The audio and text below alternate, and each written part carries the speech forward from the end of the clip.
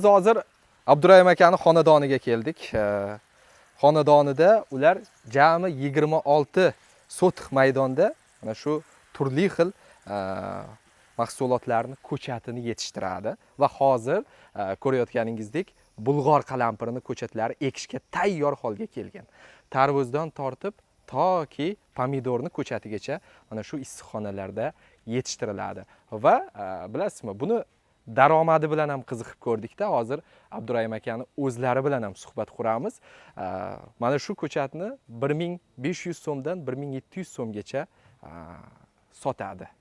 Ya'ni dehqonchilik qilaman, issiqxonada ko'chat yetishtiraman deganlar buni sotib oladi va bir yetishtirishda yilda 3 marta ko'chat yetishtiriladi va 500 mingtadan olinadi. Jami bu 1,5 millionta ko'chat degani. Mana shu ko'chatni orqasidan qariyb 1,5 milliard so'm, qariyb 2 milliard so'm daromad topadigan dehqon Abdurayim aka. Va uni albatta xarajatlari bor. Hozir biz Abdurayim akani o'zlari bilan tahlil qilamiz va maqsadimiz mana shu ko'chatchilikka, dehqonchilikka qiziqqanlarga mana shu tajribani ko'rsatib berish. Abdurayim aka, hozir mana shu issiqxonangizda qancha ko'chat bor?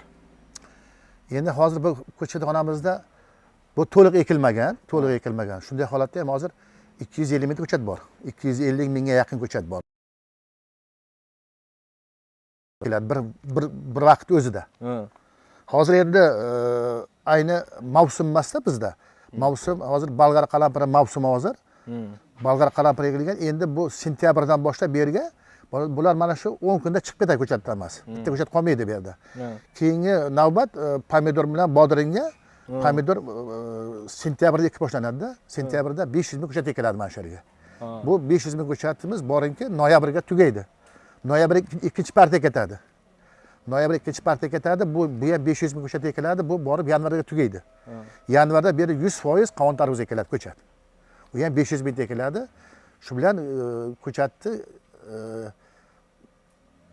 fevralga borib keyin 4-marta ekiladi. Zaynoga qarab, buyurtmaga qarab ochiq dalaga ko'chat qilinadi.